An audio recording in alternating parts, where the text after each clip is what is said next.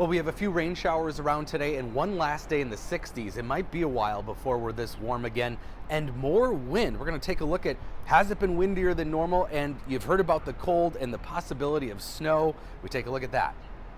Yeah, we have a red flag warning today across southwestern Minnesota for dangerous fire conditions. And keep in mind, those areas didn't get the heavy rain that we did Sunday night as well. Wind speeds are going to be picking back up as we head into the afternoon, late afternoon, evening especially. These are sustained wind speeds out in western Minnesota of near 30 miles an hour, close to 20 miles an hour here in the metro, and those gusts will be even higher.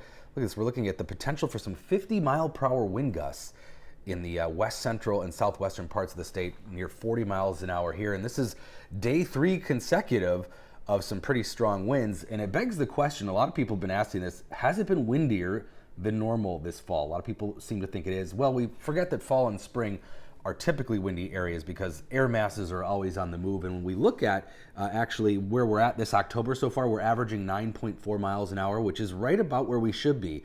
9.6 miles per hour is the average for October. So it's as windy as it should be around here. And we do have some showers out there today, some clouds.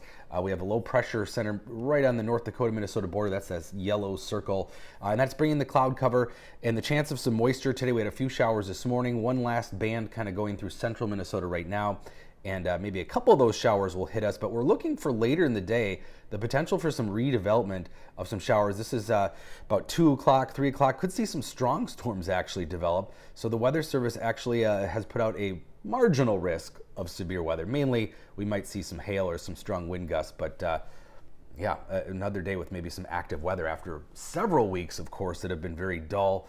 The weather getting a little more active in terms of both temperature changes and also a variety forms of precipitation. So we are going to be looking at the next chance of showers after today coming in as we head into Saturday. We're going to see some showers spread into the states. Southern Minnesota early in the morning, and then northern Minnesota as we head in the afternoon. Those showers across northern Minnesota are going to be in the form of possibly snow.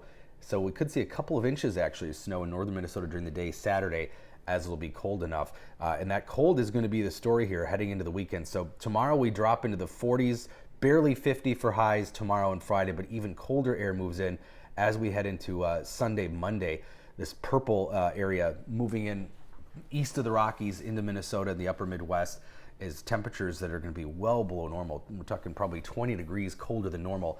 And that will be the setup for the potential for some snow. So the next chance of precip that comes in Sunday night into Monday could be in the form for us of snow across even southern Minnesota, but northern Minnesota gets, again, maybe an inch or two of snow during the day Saturday, and then that area moves on to the east, and then we'll see that snow try to spread east Sunday night into Monday.